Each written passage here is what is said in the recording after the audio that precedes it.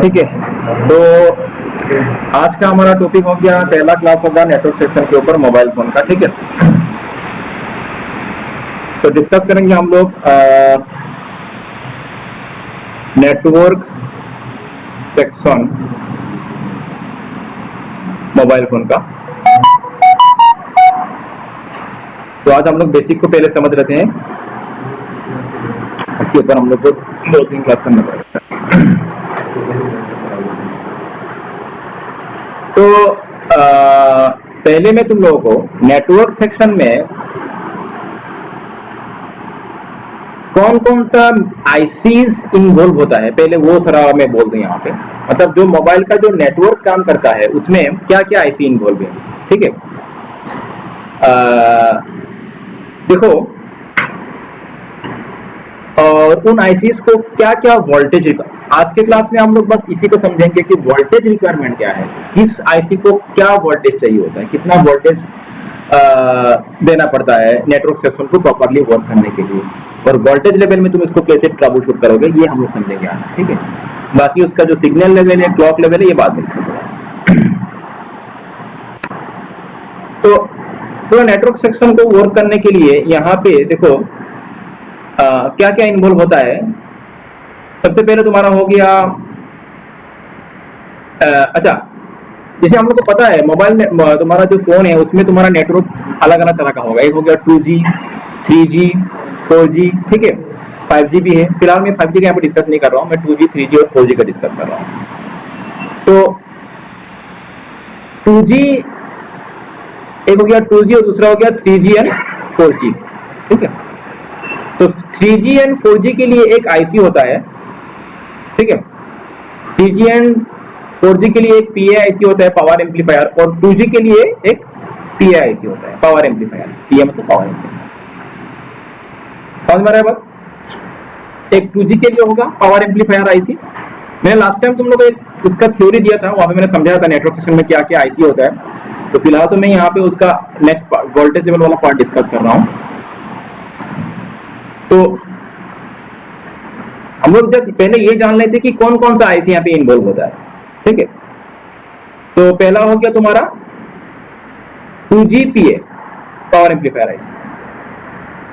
Second हो गया 3G 4G के लिए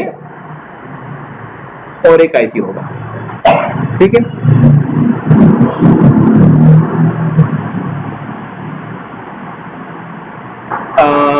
नेक्स्ट हो गया RF। RF stands for radio frequency, RF IC. ये हो गया मेजर आईसीज, ये हो गया मेजर आईसीज। इसके अलावा यहाँ पे तुम्हारा डुप्लेक्सर भी होता है, कुछ और भी आईसीज होता है। ठीक है, जैसे डुप्लेक्सर हो गया, लेकिन हम लोग फिलहाल मेजर को समझ लेते हैं। कुछ डुप्लेक्सर हो गया, उसके बाद यहाँ पे तुमको RF पावर आईसी करके एक अलग से पावर आईसी होता है, छोटा सा RF पावर आईसी। ये हर सेट में नहीं होता है। ठीक है, RF पावर आईसी।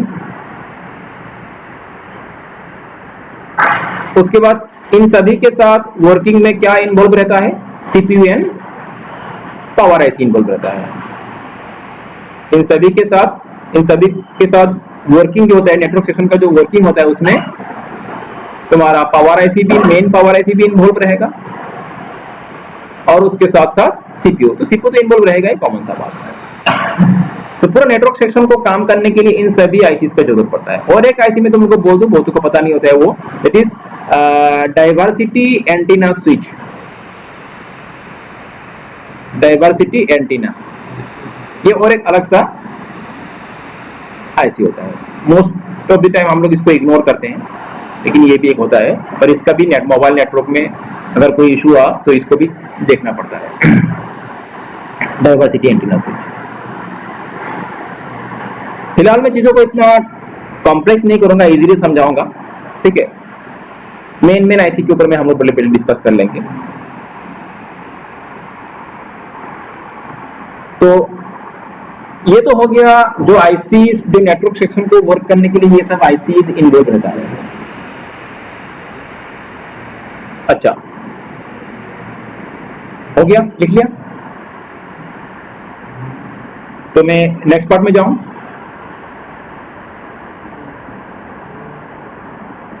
हाँ जल्दी करो। मेन पावर आईसी जो 6 नंबर वाला है हो गया, ये मेन पावर आईसी हो गया। मेन नेटवर्क का जो नेटवर्क सेक्शन का जो आईसी होता है ये सब होता है, ठीक है, मेनली। और ये तो बाकी तो पावर आईसी सीपीयू तो तुमको जो होगा ही इनवॉल्व, तो पता है।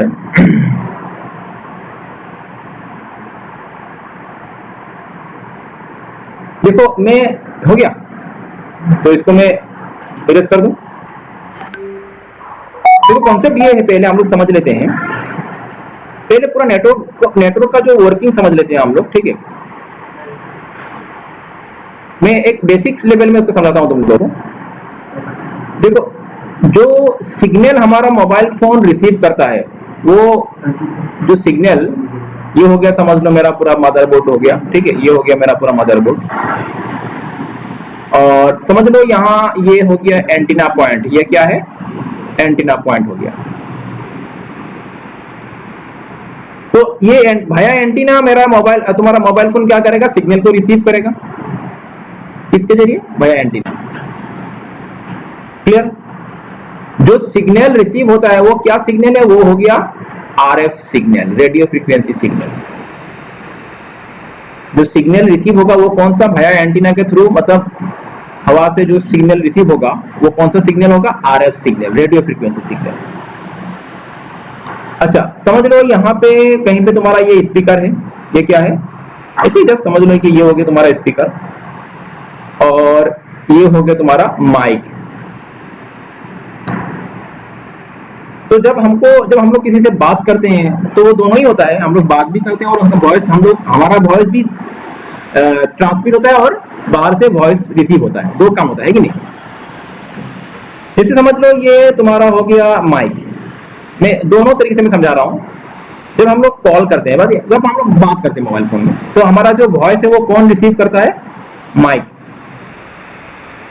जब हम लोग बात करते हैं तो वॉइस वो कौन सा, मोबाइल फोन का वो कौन सा पार्ट है जो तुम्हारा वॉइस को रिसीव करता है, माइक। और जो ये मेरे मुंह से, हमारे मुंह से जो वॉइस साउंड निकल रहा है, जो वॉइस निकल रहा है, वो एक तरह से तुम्हारा वेव के फॉर्म में रिसीव होगा, एक वेव के फॉर्म में होगा। फिलहाल मैं यहाँ पे इतना टाइम वेस्ट नहीं कर रहा हूँ, जस्ट समझाने के लिए बेसिक बात को, ठीक है।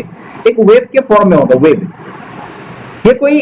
ये कोई इलेक्ट्रिकल सिग्नल नहीं है। अभी जैसे मैं तुमको अभी जैसे बात कर रहा हूँ, अभी तुमको सुनाई दे रहा है, ठीक है, ये क्या है, एक वेव है, एक वेव है। और ये जो वेव जब तुम्हारा कान में जाके हीट करता है, कान में तुम्हारा उसके अंदर क्या होता है, पर्दा होता है ना, उसमें जाके हीट करता है तब तुमको सुनाई देता है।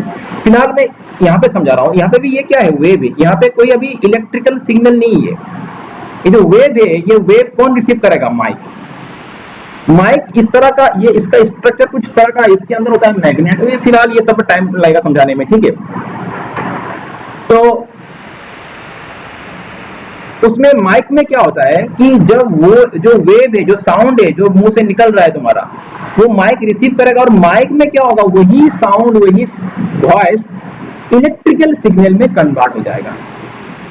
इलेक्ट्रिकल सिग्नल मतलब समझ लो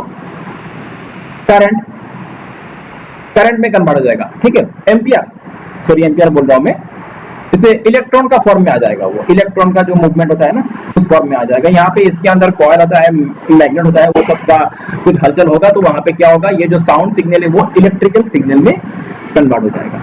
इलेक्ट्रिकल सिग्नल मतलब तुम इस तरह से बेसिक लेवल में समझ लो कि ये करंट एंड वोल्टेज का फॉर्म में आ जाएगा, ठीक है।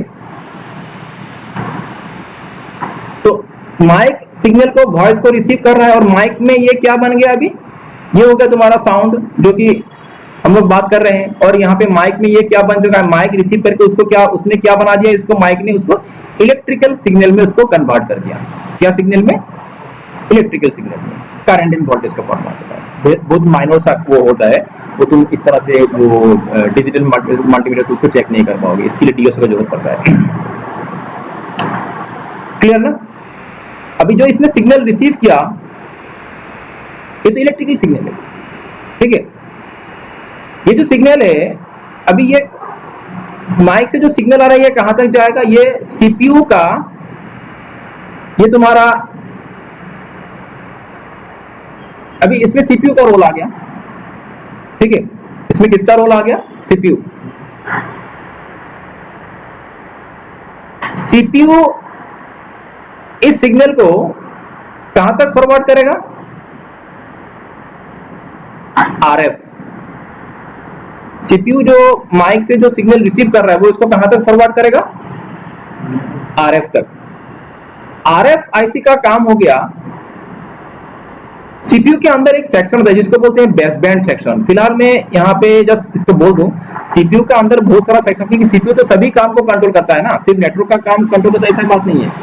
तो इसके अंदर एक सेक्शन हो गया जिसको बोलते हैं बेस बैंड सेक्शन, और बेस बैंड सेक्शन में नेटवर्क से जुड़ा हुआ एक्टिविटी होता है, बस इतना समझ लोगे।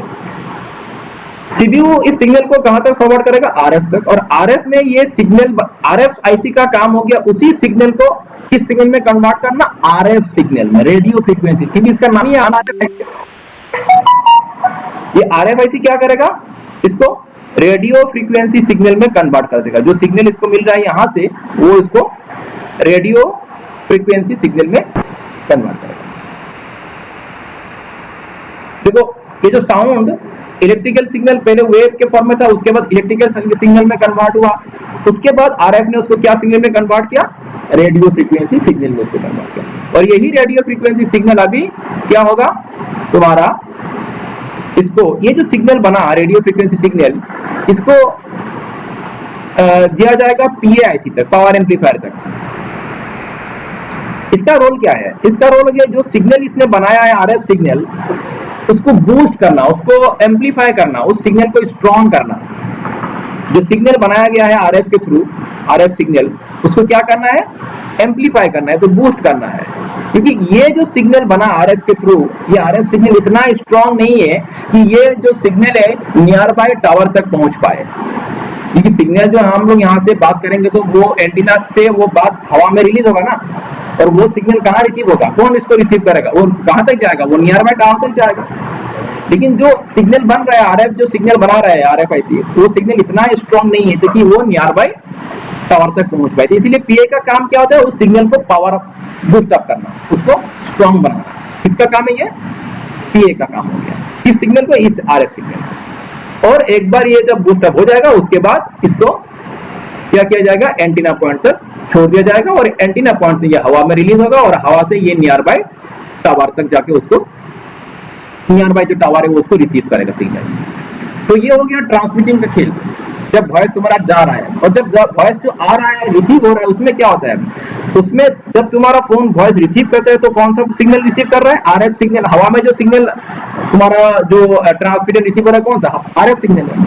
तो जो सिग्नल तुम्हारा एंटीना रिसीव कर रहा है वो भी कौन सा सिग्नल है, अभी आरएफ, ठीक है। अभी आरएफ सिग्नल जब रिसीविंग के टाइम में पीए का इतना रोल नहीं है, क्योंकि पीए का काम क्या है, उसको एम्पलीफाई करना, बूस्ट करना, ठीक है बात। हाँ, यहाँ पे एक काम होता है तुम्हारा बैंड स्विचिंग, बैंड स्विचिंग का काम होता है, फिलहाल मैं वो बाद में बोलूंगा बैंड स्विचिंग का क्या होता है। अभी यही सिग्नल जो तुम्हारा आरएफ सिग्नल जो एंटीना के थ्रू रिसीव हो रहा है, वो कहां तक जाएगा, आरएफ तक। और आरएफ का काम क्या हो गया, इस बार उल्टा, इस बार ये कौन सा सिग्नल आ रहा है, आरएफ सिग्नल आ रहा है ना, आरएफ को ये क्या करेगा, इलेक्ट्रिकल सिग्नल में कन्वर्ट करेगा। ये उल्टा हो रहा है इस बार, आरएफ सिग्नल को क्या सिग्नल में कन्वर्ट करेगा, अभी ये इलेक्ट्रिकल सिग्नल में कन्वर्ट करेगा, और इसको दिया जाएगा कहां तक, सीपीयू तक। फिर सीपीयू इसको फॉरवर्ड करेगा कहां तक, अच्छा यहाँ स्पीकर तक। और स्पीकर में कौन सा सिग्नल आ रहा है, अभी इलेक्ट्रिकल सिग्नल आ रहा है। और इलेक्ट्रिकल सिग्नल तो हमको समझ में आएगा नहीं, एक इंसान को इलेक्ट्रिकल सिग्नल समझ आएगा नहीं, तो सीपीयू क्या करेगा, इसको सीपीयू के अंदर इस तरह का मैकेनिज्म है जिसके थ्रू क्या होगा, ये इलेक्ट्रिकल सिग्नल वेव का फॉर्म में हवा में रिलीज होगा। जैसे यहाँ पे हो रहा था ना, वेव का फॉर्म में माइक उसको रिसीव कर रहा था, तो सीपीयू क्या करे, जो स्पीकर है वहां पे क्या होगा, ये इलेक्ट्रिकल सिग्नल वेव फॉर्म में कन्वर्ट हो जाएगा, और वही जो वेव फॉर्म में कन्वर्ट हो रहा है जो साउंड है वो हमको सुनाई देगा, यूजर को सुनाई देगा। तो दो काम हो रहा है, ठीक है, तो किसमें मैं एक हल्का सा बेसिक दे दिया, मैं इतना डिटेल्स में गया नहीं यहाँ पे, जस्ट बेसिक लेवल समझा रहा हूँ कि कौन कौन सा आईसी क्या क्या रोल है। ठीक है, आरएफ क्या रोल कर रहा है, पीएफ का क्या रोल है, बाकी तो सीपीयू तो ओवरऑल कंट्रोल है, उसका तो रोल रहेगा ही यहाँ पे।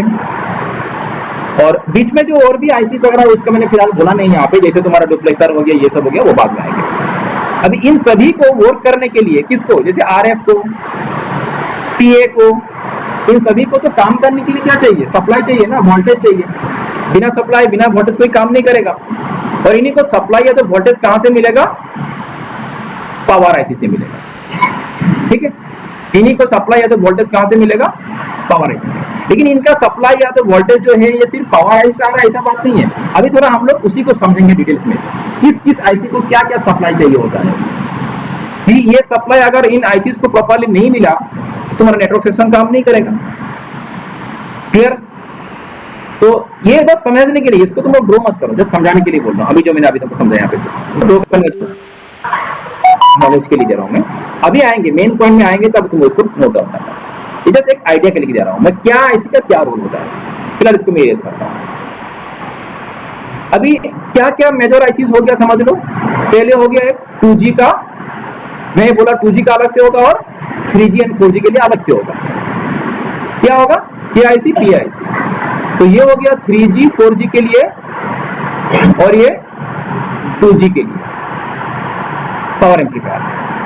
मैंने अभी थोड़ा पहले जो डायग्राम तो उसमें एक ही दिया था पावर एम्पलीफायर, लेकिन 2G के लिए अलग से होगा, 3G 4G के लिए अलग से होगा। ठीक है, शोर हो रहा है ना बारिश के लिए, हो गया। एंटीना पॉइंट जो है, एंटीना पॉइंट का जो कनेक्शन होगा वो डायरेक्ट किसके साथ होगा, ध्यान रखना। एंटीना का कनेक्शन होता है, एंटीना का जो कनेक्शन होगा वो 2G के साथ होगा। जो एंटीना से जो सिग्नल आएगा वो कहां जाएगा, सबसे पहले 2G में आएगा, 2G पावर एम्पलीफायर में आएगा। ठीक है, ये हो गया तुम्हारा एंटीना पॉइंट, ये एंटीना पॉइंट हो गया। ओके, अच्छा, ये सिग्नल कहां से कहां तक जा रहा है उसको बाद में समझेंगे। कौन कौन सा पहले आईसी इन्वॉल्व है और उनको क्या क्या सप्लाई चाहिए होता है। पहले ये सबसे इंपॉर्टेंट, सबसे पहले जब भी तुम्हारे पास नेटवर्क का इशू आए, पहले तो तुम उसको सॉफ्टवेयर में चेक कर लो, वो भी दिखाऊंगा बाद में। उसके बाद तुम हार्डवेयर में आके इन सभी जगह पे इन सभी आईसीज का सप्लाई चेक करो, वोल्टेज चेक करो। अगर वोल्टेज सही है, सप्लाई सही है, तब हम लोग बाद में अलग अलग चीजों को चेक करते हैं, क्रिस्टल चेक करते हैं, क्लॉक चेक करते हैं, डाटा सिग्नल चेक करते हैं, वो बाद में आएगा। पहले वोल्टेज चेक करना सबसे पहले। तो 2G PA, और उसके बाद और क्या आएगा, और एक मेजर आईसी क्या हो गया तुम्हारा इसमें नेटवर्क सेक्शन में जो इन्वॉल्व रहता है वो हो गया आरएफ वाला। यहाँ तक क्लियर है। इन सभी को क्या क्या रिक्वायरमेंट है वोल्टेज, वो ध्यान में रखना है हम लोग को। मैं जस्ट तुमको यहाँ पे वोल्टेज की बात कर रहा हूँ। उसके बाद कुछ सेट है जहां पे आरएफ को सप्लाई देने के लिए एक आरएफ पावर आईसी अलग से होता है।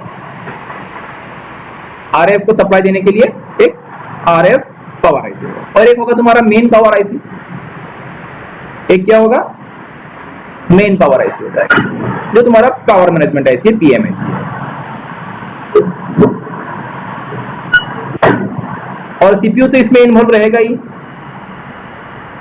ये क्या हो गया, सीपीयू।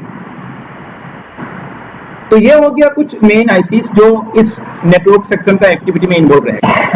अभी हम लोग जानते हैं इन सभी को क्या क्या सप्लाई चाहिए होता है। सबसे पहले जो सप्लाई का रिक्वायरमेंट होगा दैट इज VPH या तो VBAT या तो VCS। अलग अलग फोन में उसको अलग अलग नाम से बोला जाता है, VPH या तो VBAT या तो VCS।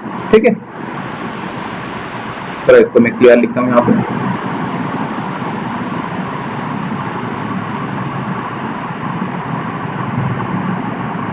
ये जो सप्लाई, और ये कहां से बन रहे तुम लोग को पता है, मैंने ऑलरेडी समझाया तुम लोग को।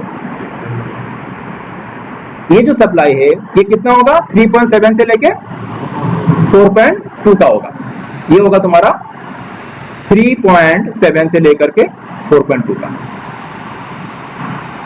ये कहां जाएगा, ये सप्लाई 2G PA में जाएगा। देखो कौन सा सप्लाई कहां तक जा रहा है, ये सप्लाई तुम्हारा कहां जाएगा, 4G PA, 3G 4G जो PA इसमें भी आएगा। और ये तुम्हारा अगर RF पावर आईसी तो उसमें भी आएगा, ठीक है, तीनों में जा रहा है तुम्हारा। कौन सा सप्लाई? 3.7 तो 4.2 का जो सप्लाई है, ठीक है। ये हो गया तुम्हारा एक सप्लाई, इन सभी को मिलेगा। मैं यहाँ पे 3.7 लिखता हूँ फिलहाल। पहला सप्लाई हो चुका है और ये जो सप्लाई है, ये जो सप्लाई 3.7 या तो 4.2 का जो बीपीएस सप्लाई, ये सभी को मिलेगा, इन सभी को मिलेगा। और कब मिलेगा इसके लिए तुमको देखो, बीपीएस सप्लाई कब बनता है, इसके लिए तुमको फोन ऑन नहीं करना है, ये ऑफ कंडीशन में चला जाएगा। तुम्हारा बैटरी लगा हुआ है, सोर्स ओके है तुम्हारा, ये वोल्टेज बन जाएगा और ये सप्लाई कहां तक जाएगा? 3.7, ये इन तीनों जगह पे जाएगा। तो इन तीनों को ये सप्लाई चाहिए होगा। पहला जो सप्लाई है 3.7 के तो 4.2 वोल्ट। क्लियर हो गया? पहला सप्लाई, पहला जो रिक्वायरमेंट है वो क्लियर हो गया वोल्टेज का। नेक्स्ट जो रिक्वायरमेंट है दैट इज 1.8, जो कहां से आएगा? जो कि आएगा तुम्हारा पावर आईसी से आएगा। कितना? 1.8। ये 1.8 का जो सप्लाई है ये भी इन तीनों को जाएगा, ठीक है, बात समझ में आ रहा है? जो 1.8 का सप्लाई है ये भी इन तीनों को दिया जाएगा, ठीक है। और यहां पे भी तुम्हारा आ जाएगा ये 1.8 का सप्लाई, 1.8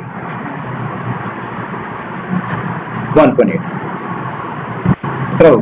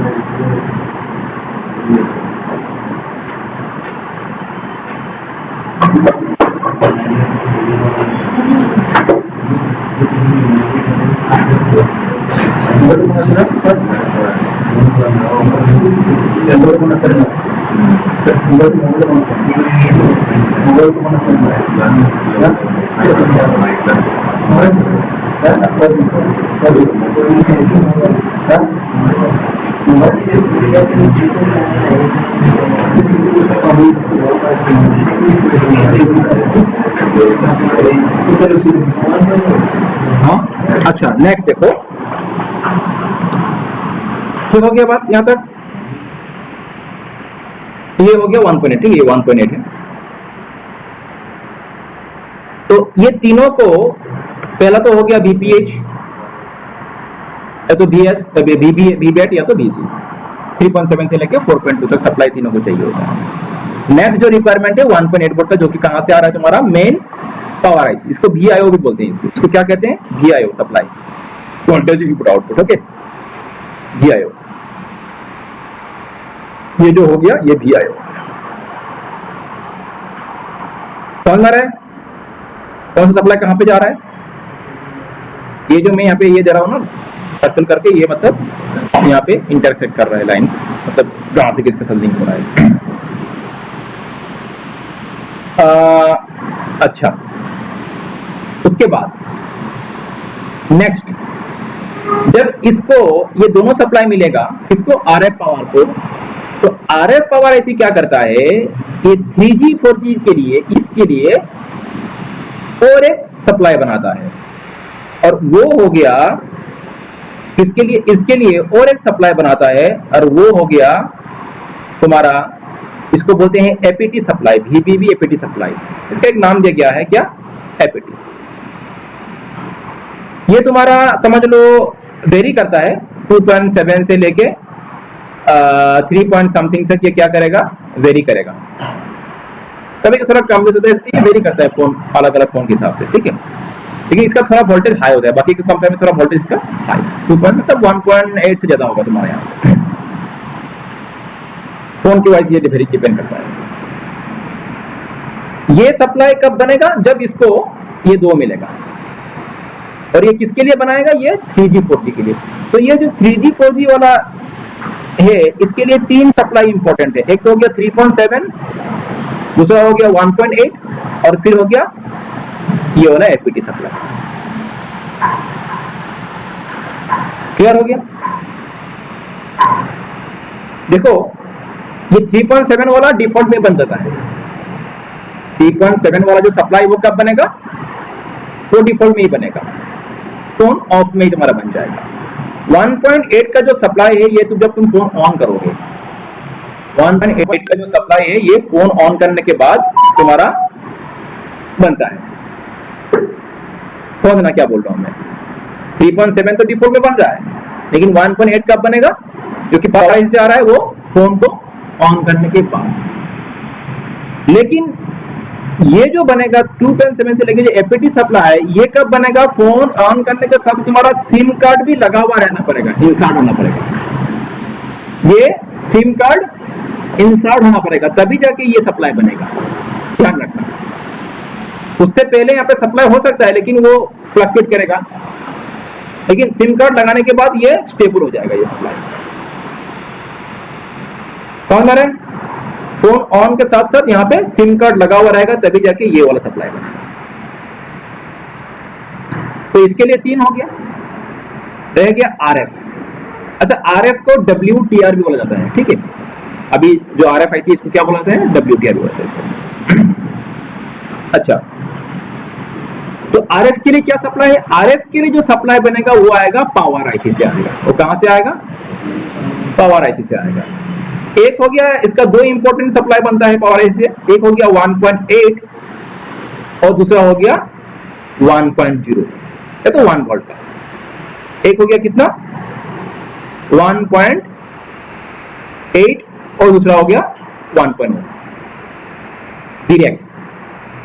आरएफ मेन पावर से जो सप्लाई बन रहा है आरएफ के लिए, एक हो गया 1.8 और एक हो गया 1.1, इसको डायरेक्ट भी कहते हैं। ये इसके लिए इंपॉर्टेंट है। देखो ये जो सप्लाई जो बन रहा है, ये पावर एसी जो बन रहा है आरएफ के लिए, स्पेशली इसके लिए बना है।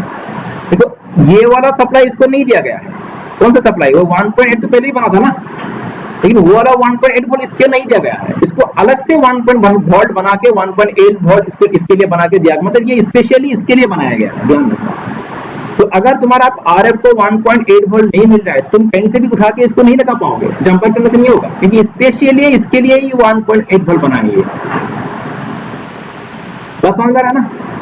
अगर समझ लो इसको 1.8 वोल्ट का ट्रैक ओपन हो गया, ऐसा नहीं कि तुम इसको उठा के यहाँ पे लगा दोगे, ये वाला जंपर कर दोगे, स्पेशली इसके लिए बनाया गया ये 1.8। क्लियर?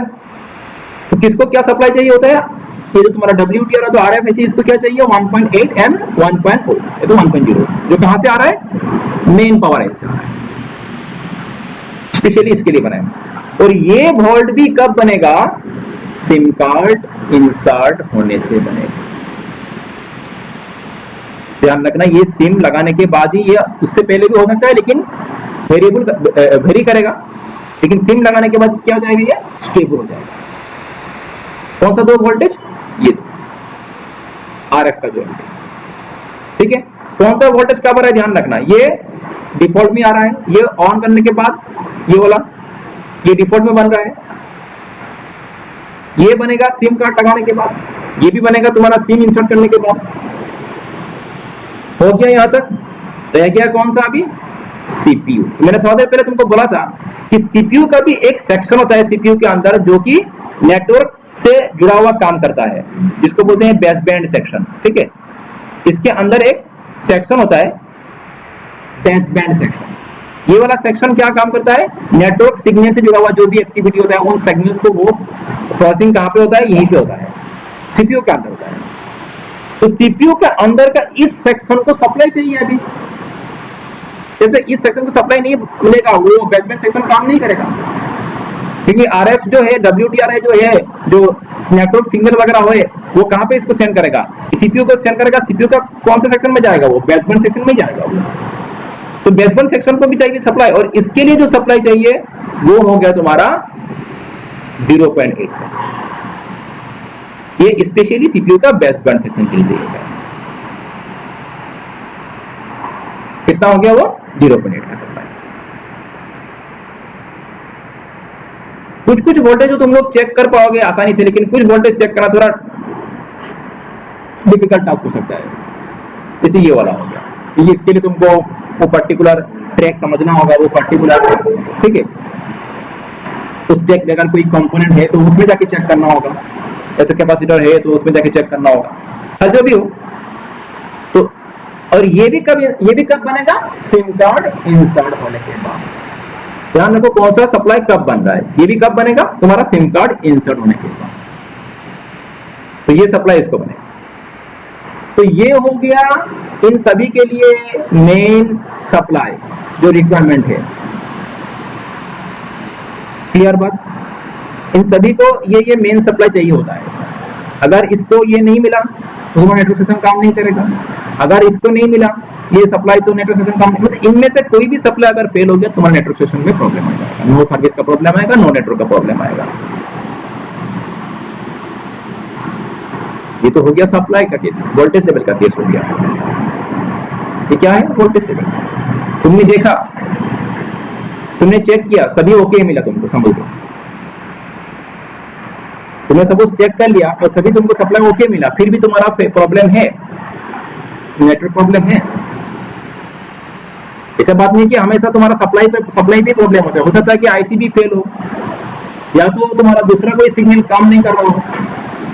तो सप्लाई अगर ओके है उसके बाद क्या चेक करेंगे, अभी ये जो चेक करेंगे ये तो तुम लोग मल्टीमीटर से चेक कर लो, कोई दिक्कत नहीं होगा, ठीक है। इसके लिए तुम उसका ट्रैक फाइंड आउट करो, अगर तुम्हारे पास स्कीमेटिक है तो स्कीमेटिक से तुम्हारा उसका ट्रैक फाइंड आउट करके उसका जो उस ट्रैक में जो कैपेसिटी है उसमें चेक कर लो, नहीं है तो थोड़ा टाइम लगेगा उसको निकालने में, ट्रैक को। एज्यूम कर लो कि सप्लाई ओके है, उसके बाद क्या है, उसके बाद हमको क्या चेक करना पड़ता है, उसके बाद चेक करना पड़ता है दो सिग्नल, एक हो गया डाटा और एक हो गया क्लॉक। और ये जो सिग्नल है ये तुम मल्टीमीटर से चेक नहीं कर पाओगे। डाटा और क्लॉक सिग्नल चेक करने के लिए हमको चाहिए होता है DSO, डिजिटल ऑसिलोस्कोप होता है। हर जो भी हो मैं बोल देता हूं पहले,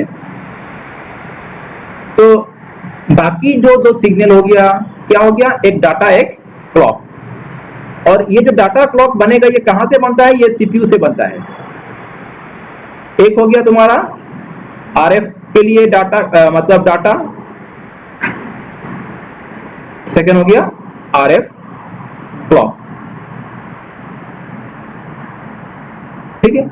ये डाटा क्लॉक मैंने तुम लोग को शायद पहले बोला था, जहां पे डाटा प्रोसेसिंग होता है, जहां पे डाटा का खेल होता है, वहीं पे डाटा क्लॉक सिग्नल जरूरत पड़ता है। याद है ना, मैंने पहले बोला तुम लोग को डाटा क्लॉक का काम कहां पे जरूरत पड़ता है, सिग्नल का, जहां पे डाटा प्रोसेसिंग होता है। तो इन सभी पे क्या होगा, तुम्हारा डाटा प्रोसेसिंग का काम होगा ना, तो सभी को क्या चाहिए अभी, ये सिग्नल चाहिए। तो जो डाटा क्लॉक है ये तुम्हारा सभी को दिया जाएगा। किसको, ये तुम्हारा जो पावर आईसी है आरएफ, ये सप्लाई इसको भी दिया जाएगा, मतलब ये सभी में जाएगा ये सप्लाई। ये अभी यहाँ पे जगह नहीं है, फिर भी मैं इधर से दिखा दे रहा हूँ थोड़ा ऊपर करके।